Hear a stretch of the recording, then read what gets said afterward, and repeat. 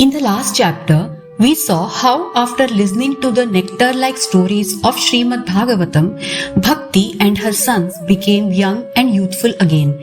At that time, upon seeing the immense and unparalleled flow of devotion within the hearts of the devotees of Vishnu, he who is so fond of his devotees entered their sinless hearts. He appeared to his devotees as follows.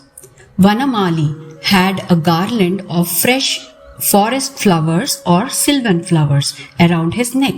Ghanashyamaha, he was dark brown as a rainy cloud. Pitavasa was clad in yellow silk of exquisite texture. Manoharaha stole the mind of all by his extreme comeliness of form.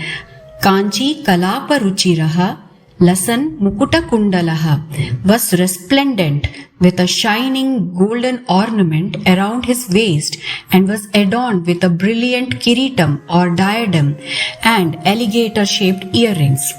Tribhanga Lalitas Charu Kaustubhena Virajitaha.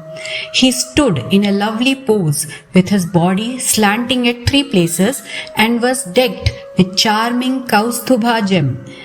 Koti Manmatha Lavanyo Harichandana Charchitaha.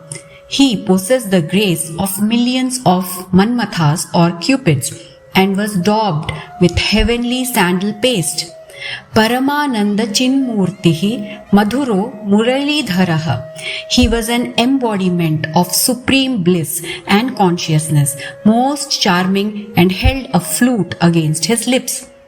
After seeing this form of the Lord, those present in that assembly forgot all about their body and self. Seeing all this, Narada told Kumaras, such transcendent virtue emanating from hearing of Srimadbhagavata in a week has been witnessed by me today. O great sages, tell me what type of individuals get thoroughly purified with this exposition? Kumara said, those men who constantly engage in sinful deeds, who take to evil ways, who are consumed by the fire of anger, who are devoid of truthfulness, who abuse their parents, who do not follow the duties of their ashrama, hypocrites, who are jealous of achievements of others, become holy through this yajna. Narada, we shall now explain to you an old historical legend.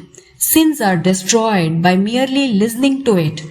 Once upon a time, on the banks of river Tungabhadra, there was a beautiful town.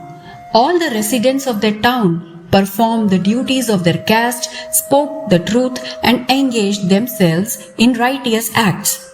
There lived in the town a Brahmana named Atmadeva, who was well versed in all the Vedas. He was glorious like a second sun. Though rich, he made his living by alms. His wife, called Dhundhuli, belonged to a respectable family and good-looking, but she always ruled over her husband. She indulged in worldly gossip, mostly talked a lot, was cruel, and expert in household duties, though quarrelsome. So the Brahmana couple lived together affectionately and enjoyed life. They had everything they wished for, but still not happy because they didn't have an offspring. They spent half of their fortune on righteous deeds, doing charity, yet they did not get a son or daughter. This greatly worried the Brahmana. One day, Brahmana left his house for the forest. At midday, he felt thirsty and reached a lake, drank water and sat down. After some time, a sannyasi too arrived there. He asked Atmadeva the reason of his distress. Atmadeva told everything to him and that he had come there to end his life. Saying so and struck in grief, Atmadeva began to weep bitterly, which moved the heart of the sannyasi. Sannyasi observed the lines on the forehead of Atmadeva and said, O Brahmana, give up the infatuation of getting an issue. Most powerful is the course of one's destiny. I have looked into your past karma. For 7 lives, you will absolutely have no issues. Don't you know the king Sagara and Anga had to suffer a lot because of their progeny? Therefore, give up all the hope of having a family. Atmadeva didn't budge and asked Sannyasi to somehow bless him a son, otherwise he will give up his life right there. Giving in to his demand, the sage gave him a fruit and said, "Let your wife eat this fruit. She will then give birth to a son. For 1 year, your wife must practice truthfulness, cleanliness, and kind-heartedness." Atmadeva returned to his house and gave the fruit to his wife. Crooked as she was, she wept and said to one of her friends, "I am greatly worried, and so I will not eat this fruit. By eating this fruit, I will conceive and get big-bellied. I will not be able to take full meals. This will make me weak, and I will not be able to do domestic work. If by chance dacoits attack the village, how will a pregnant woman be able to run? What if, like sage Shuka, the fetus lingers in the womb? Pangs of childbirth are very severe. How will a delicate woman like me bear them?" She continued to give lots of such reasons. So she did not eat the fruit. One day, her sister came to her house. She narrated everything to her and asked her what she should do.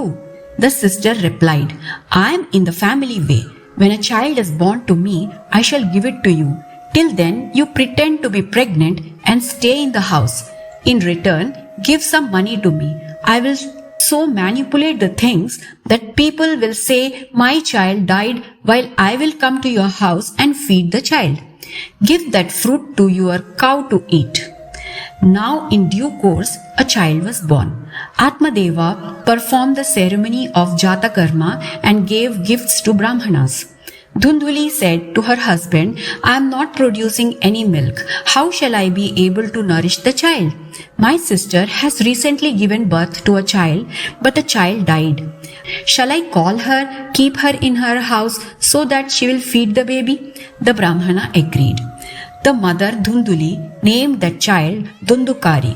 3 months later, the cow also gave birth to a human child. It was godlike, spotless, and shone like gold. People saw it as a wonderful phenomena, and all came to see the child.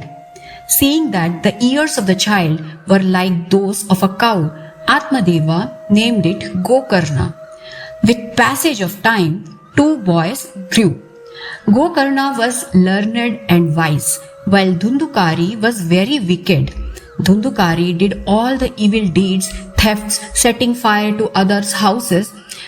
Falling in the evil company, he squandered all his parental fortune. When all his property was gone, Atmadeva wailed. It would have been much better if his mother remained without a child. An evil son is a source of agony. That very moment, wise Gokarna arrived there and tried to open his father's eyes. He said, "There is no substance in this world. Neither son nor wealth really belong to us. Give up the silly notion that Dhundukari is your son. This body of yours is bound to fall. Therefore, renounce everything and retire to the woods." Gokarna continued, "Cease to identify yourself with this body. Look upon this world as momentary. Taste the joy of dispassion or vairagya and establish devotion to the Lord." Renouncing his home in response to his son's advice, Atmadeva withdrew to the forest. Engaged day and night in service to Sri Hari, he attained to Sri Krishna by regularly reading Book 10 of Srimadbhagavatam. What happens to Dhundukari, Dhundhuli and Gokarna? We will see in the next video. Thus ends chapter 4 of Bhagavatam Mahatmyam.